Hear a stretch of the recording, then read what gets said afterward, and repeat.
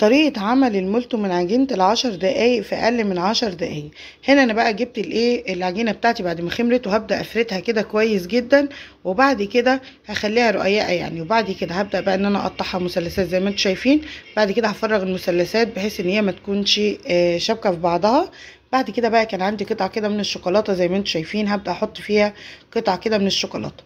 لو انتم ملاحظين إن أنا اتفضل معايا قطعتين، هقول لكم هعمل فيهم إيه. هبدأ بقى الفهم رولات بالطريقة اللي انتوا شايفينها دي كده، بحيث ان هي قلبها يبقى مليان يعني شوكولاتة.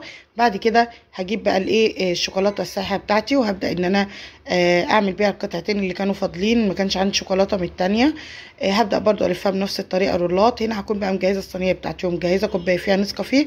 هبدأ ادهن الوش بتاعها بالنسكافيه عشان يديها اللون الذهبي دوت. بعد كده بقى بعد ما اطلعها من الفرن خلاص، هحط بقى على وشها شويه من الشوكولاته السايله، وكمان هحط عليها شويه من الفرماسيل.